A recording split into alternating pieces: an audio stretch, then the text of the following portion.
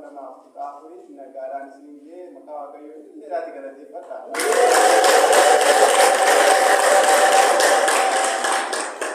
Ini akka gargaarsa waaqayyootti kan nu barsiisu waaqayyoodha, kan nu gorsiisu waaqayyoodha, kan nu soorusu waaqayyoodha mitire. An dhaabbadheen isin immoo teessanii baratu. Mata dureen barnoota keenyaa Wangeela Maatiyos boqonnaa 28 lakkoofsa 6. Akkuma dubbatetti ka'eera. Himee waliin jedha. Akkuma dubbatetti ka'eera. Maqaan isaa kan ulfaate galatoomee ulfaata. Ameen. Egaa guyyaa adda taate guyyaa gammachuuti mitire. Fuula keessa irratti gammachuun argu garuu guyyaa gammada miti. Gammada Kiristoos du'a moo'ee maal ta'e ka'eera. Akkuma dubbatetti maal ta'e ka'eera. Warri maqaa isaa xureessuudhaaf yookaan immoo lakki inni du'a moo'ee kaane jedhanii warri mormuudhaaf jedhanii eegdota irratti bitanillee guyyaa jalatti qaanaani. Kiristoos garuu gottaati kafana koonaa hiikaa awwaalcha koonaa banaa jedhee osoo humna biraan barbaadin humnuma waaqummaa isaatiin du'a moo'ee guyyaa itti ka'eera mitire. Kanaaf gammaduu qabna. Keessoo keenyas gammaduu qaba. Fuulli keessa gammachuudhaan ka'uu qabna. Sababiin isaa maal akka ta'e beektu du'a bara baraa keessaa baal mitire. Du'a lubbuu keessaa baal mitire. Du'a silaa sanyii addaa hundumtu cubbuu addaamiin guyyaa itti lubbuu isaatiin gara si'oolitti deemu keessaa kan itti baanedha jechuudha. Kanaaf guyyaa gammachuu waan ta'eedhaaf hundumtuu keenya fuulli keenya fuula gammadaa keessoon keenyas gammachuun nurraa mul'achuu qaba jechuun barbaade. Sagalee kana kan dubbate egaa ergamaa Waaqayyooti. Ergamaa Waaqayyoo kun abbootiin keenya macaafa qulqulluu gaafa nuyi kan qulqulluu Gabri'eelii nu jedhan. Gabri'eel maal jedhamee waamamoo jettan maggaabii addis jedhama. Maggaabii addis suuraa yookaan immoo waan haaraa kan sooreedha jechuudha. Inni immoo maaliif akka jedhame hojjetame jalqaba gaafa saaqna'ee ana wanti keessa ana gaafa jedhu maal jedhu ni kun babballaawee rakkoo kan rakkoo laamlaakina. Amma waaqayyo isa nuume barutti maal taane bakkuma jirrutti aangoo maqabanne maal taane dhaabbannu jedhe miti sagalee haaraa dhageesse. Ergamaan kun deebi'ee immoo gaafa haati kee qulqulleetti dubro Maariyaam irraa foon isheerraa foon lubbuu isheerraa lubbuu Kiristoos hirmatee dhalate Wangeela Luqaas boqonnaa 1:28 sagalee haaraa fide miti gammadii miti qulqulloota sadan keessaa qulqulluun tokko inni ilmi Waaqayyoo kan ta'e sanaa maal ta'e hin dhalata miti ilma ta'e dhalate. Eegga dhalate immoo Wangeela Luqaas boqonnaa 2:48 lamarratti gaafa laattan ergamoota keessaa qulqulluun Gabri'eel gaafa Kiristoos bakka Beetleheemitti dhalatu dhaqee maal jedhe warra tiksitootaani adda gammada magaalaa Daawititti eenyu isin dhalateera qorichi isin dhalateera fayyisaan isin dhalateera sana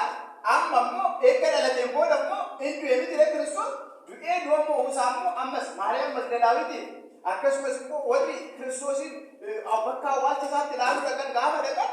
inni immoo dhagaa isa irratti yookaan irratti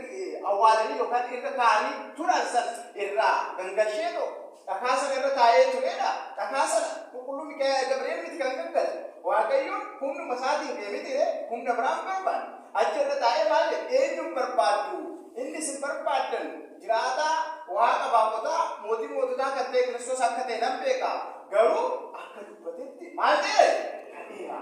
Akkuma dubbatetti ka'eera. Yoom dubbatee Kiristoos sagalee kana yoom dubbate yoo ta'ani Wangeela Maatiyos irratti maal jedhe Yoonaas yookaan immoo garaacha qurxummii keessatti halkan sadii guyyaa sadii akkuma kun ilmi Waaqayyoos ilmi namaas boolla keessa halkan sadii guyyaa sadii maal ta'e ni bula jedhe gooftaan keenya Yesuus Kiristoos dubbate. Sanaafuu gooftaan keenya Yesuus Kiristoos gaafa guyyaa sadaffaa halkan sadii guyyaa sadii eegga xumurame kun du'a mo'ee ka'ee jira jechuudha. Gaafa kana siin jedhu gaafa jimaataa awwaalame miti sa'aatii 11tti awwaalame miti eenyutu awwaale onaa jettan Yoosefii fi Niqoodimoos Wangeela Yohaannis boqonnaa 3tti argama miti gara gooftaatti dhaqee yaa gooftaa Waaqayyo irraa kan ergameen alatti raajii ati hojjettu barnoota ati barsiisu namni gochuu danda'u hin jiru jennaan hafuura qulqulluuf bishaan irraa dhalachuu qabdu jedhee itti hime miti gooftaan keenya Yesuus Kiristoos halkan barata ture waan isin dhufu keessaa Niqoodimoos halkan barata ture. Yuudaan immoo yoo barata ture guyyaa barata ture miti inni guyyaa barataa ture sun qarshii 30 dabarsee Kiristoosin gurgure inni halkan dukkana keessa baratu garuu Kiristoosin fannoo irraa buusee maal godhe kafalee maal godhe awwaalame miti halkan barachuu guyyaa barachuu inni guddaasaa umurii deddeebi'u yeroo tokko deddeebi'u miti. Inni guddaasaa maalo dhugumatti waaqayyo tokko kennanii maal jechuudha jiraachuu sana isaa sagal irratti fannoo irraa buusanii awwaalan sa'aatii gosa qorratti isa booda halkan keessaati jaatti ke yoom guyyaa sadii halkan sadii guute yoo naan jetta guyyaan jimaataa bakka sadiitti qoda mitire ganama hanga sa'aatii jaatti maaltu ture guyyaa tokko naayidha sa'aatii jaa hanga sa'aatii sagalitti maal ture halkan tokko mitire sa'aatii sagalii hanga sa'aatii kudha tokkotti maal ture dhiiba ture hanga sa'aatii tokkotti jechuudha guyyaa lama sa'aatii kudha tokkommoo hanga ganama sa'aatii tokkotti maal ture halkan lama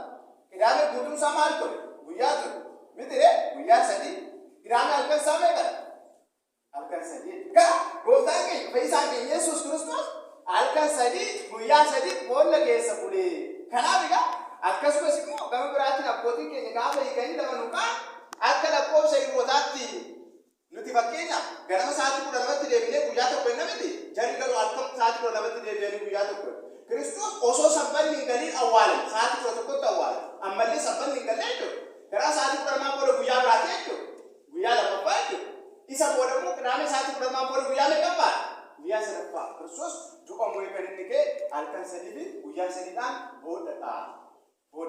sanaaf egaa gammachuu guddaa nutti dhaga'amu qaba jechuudha gammachuu addunyaan hundi guyyaa isheetti gammadde dhiiba kan itti argatan jechuudha sanaa seera ba'uu irratti fakkeenyaan Israa'eloonni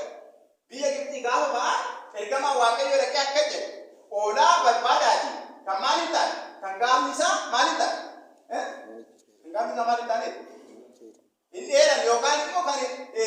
dullacha hin taane miti barbaadaati maal godhaa qalaalee miti affeelli isaa nyaatii hidhii isaa nyaatii maal isaa nyaataa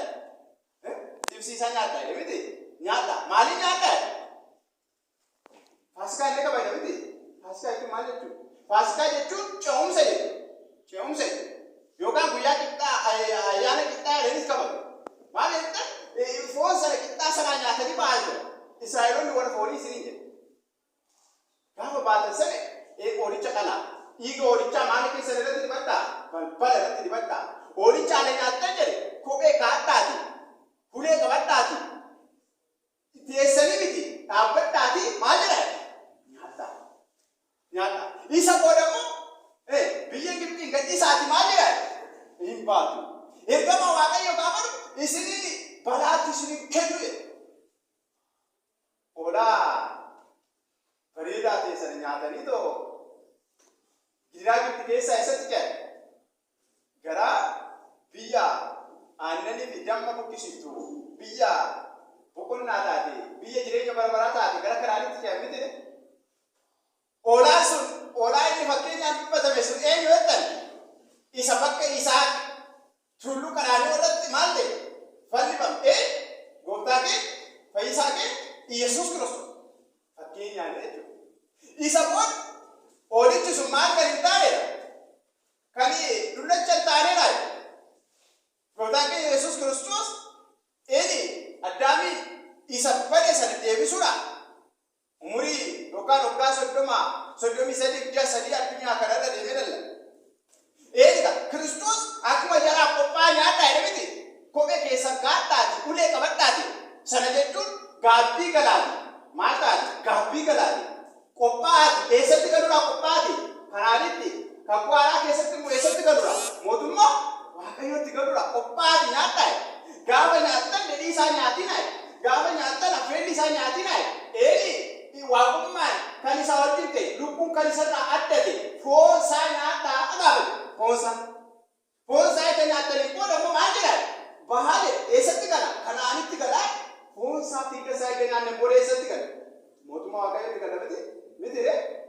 daaburiin eegga qiddaasee dhume maal jedha jechuudha salaam nagaadhaan gara mana keessanitti gala mana isa kamitti galaa mana ishee qodhinnee deemnu kanatti galaa ishee miti amma akka warra Israa'eloota warra foon gooftaa dhiiga gooftaa nyaatanii dhugdanii jirtu gara kamitti galaa gara mana keessa ishee bara baraa eessa mootummaa Waaqayyootti galaa waaqayyoon hunduma keenya mootummaa isaa akka seenu fedhaa fayyama waaqayyoon hunda keenyaa nuuf haa ta'u.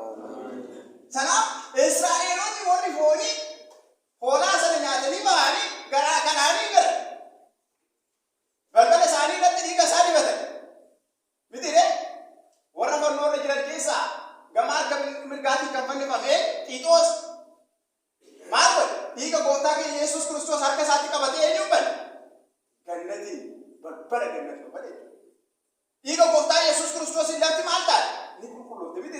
ምድሪት ከበር ፋሲካ ታስባ በደባ ክርስቶስ ምድሪ ይገ ክርስቶስ ይቀምጤ ዲቪዲ ከርሽ ቆቆሎ ይገሰ ቁንቆም ይገሰ ቆቆሎ ይሰዩዳ ቀርሽ ሰዶ ባዳ ሰቁቁ ታና ጉያታ ጉያ ደምቹ ጋባ ክርስቶስ ከዋን ሲልቡ ከሳ ወደ ክርስቶስ ይገጋቱራ ማርታ አኒ ትረጀ ኢሳኒ ትረጀ ረፋኒ ትረጀ ኢየሱስ አኒ ለደበሞ ማንጀ ሶማ ብራሰ በሊሚቲ ኢንከየ ገረ ማርታ ያከሚት ከየና አማ ከቦዳ ጋር ክርስቶስ ከየተኔና ሁማኒ ተመናቲ ሶማ ብራሰ ባ ቀሺ ዲባብሪስኒ ከየና ዋቀዮኒ ከየዲና ማርቴ ዱከቦዲ ሳቱ በኒ አተኒ ኩከተኒ ዲታ ሶማ ረቲ ሶማ በርስ ማሎ ኦሶ ዱከቦዲ ፈኒ አተኒ ከንጀ ኤጋ ጀለመን ማለከታኒያ ማለከታኒያ ሄጋ ነው አተኒ ኩሎ ገረሪ ቢዲ ሜነ ቲጋበተማ ሳኒ ባኔ ከና ፈደበሙ ቀቡት ለቢዲ ገሩ ቀሺ ብራለ በለሊዲ ሶባየ ጲላጦስ ዋሜ ይሰተቆ ዋሜ ኤዩ ዱፌ ኩዳቴ ናት ሚሜና ዮሐንስ ጴጥሮስ ፈሪ ኩዳቴ ዲር እኒ ለማፋት ኤዩ ኩዳቴ ናት ሚሜና ዱኮ ቦቶ ኩዳቴ ኮቶ ዱካር ፈሪ ኩዳቴ ዲር እኒ ሰረፋ ሞርቴ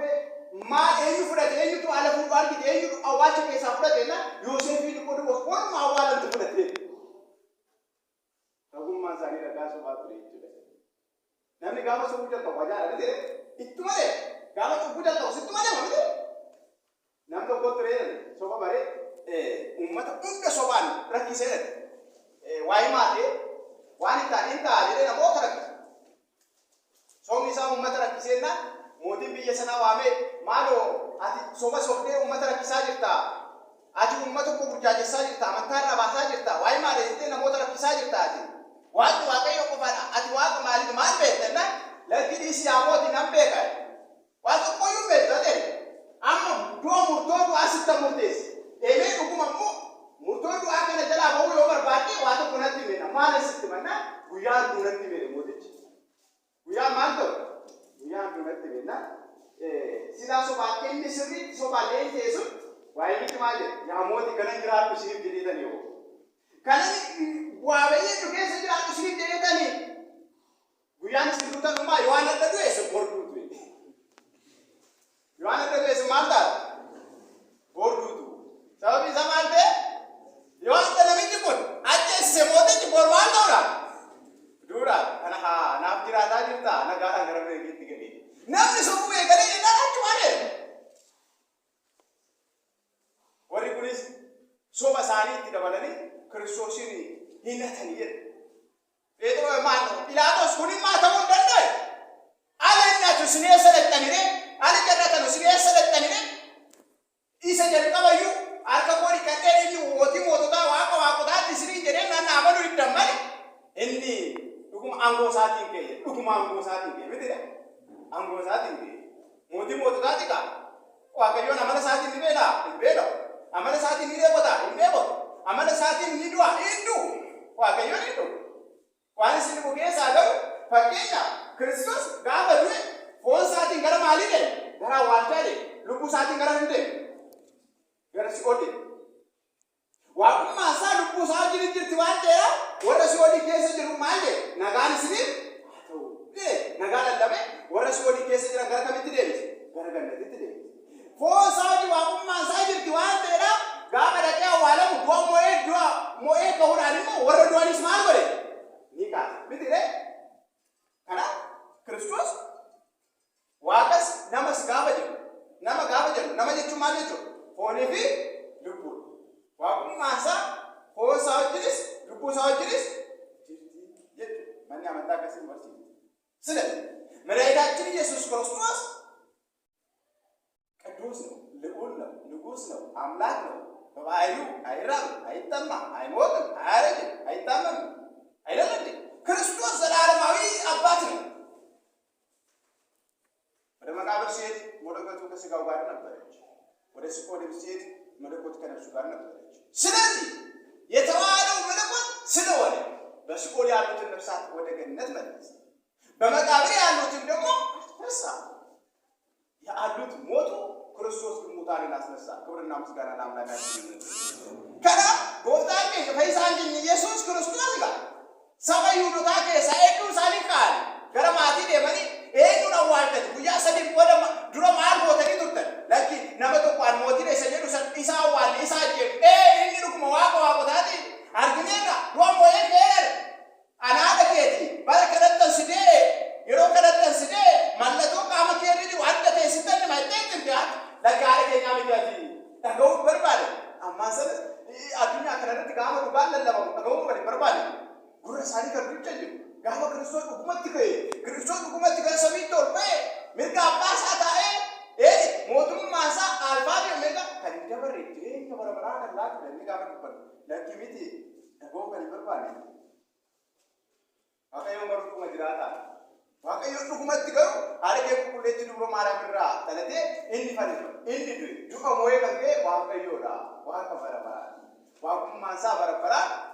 ማሊታኔ ከንደበረዳ አዱኛ ድሮ ከቱሪ አዱኛ ከኑ አዱኛቲ ከነስ ደበርሴ ከዛ ዋቀዮ ጎፍታን ኢየሱስ ክርስቶስ አረገ ኩሌት ድብሮ ማርያም አከስበስኩ ማርያም መግደላዊት ይሽጀለ እሺ አፉራ አማቶ ኢራባሰስ እሺ ሂቱ ዮካን ጎቱ ትዲቁራ ገራ ዋልቻ ሳደ ደብቲ ዋኒ ሲዲቁ ጌዛ ጋሞ ክርስቶስ ፈኖሮ ኤዱን ሳኒ በደብቲ ጴጥሮስ ዮሚሌ ሄዱ ደውሲ ከና ሲንገነ ገሩ ጋፈሉሳ ወደት ደቢ አንሰም በከረ ሲያሰዲ ሰለ ማቴዎስ ወደ ነው ገ እሺ ጩቡን ሲራ ከመገሩ ሂቶ ፍረቴ ወሬ ይዱታ ወሶ ሶዳቲ ገራ ዋልቻ ሳት ደተ ክርስቶስስ እሸት ሙለቴ ቢትሬ እሸት ሙለቴ ማርያም ደና ረቡንየ በርሲዛየ ዋንተ ደቂ ገረገሊላ አረት ኑርሲቲ ወንጌል ዮሐንስ ወቆርና እንደመረጠ ደቂ ወረዱ ከቦታ ቦለቶ ቆጥሚ ዶሞኤ ከራ ይደ ሁሉ ክርስቶስ አኩመ ዱበት ዶሞኤ ከኤራ ዶሞኤ ከኤ ዱአይ ሰኑረት ሞይባ ሉቻሴ ዱአይ ሳዳሚ ነረት ሞይ ጄኛ በረበራ ዱብላዲ ሰላም ጋር ጆሎ ተዋቀዩ ገመቹ ኢኛ አርገን ገመቹ ኢሳ አደተ ታሪክ ዋይ ሆነ ከኛ ገዱ ደንዴ ዋይ አዳዳ ሩት ደጋሙ ደንዳ ታሪክ ማቲ ከኛ አደ ባለ ታሪክ ዋሄዱ ሰሙ ከኛ ከሰ ደቤ ዋሄዱ ሩት ደጋሙ ደንዳ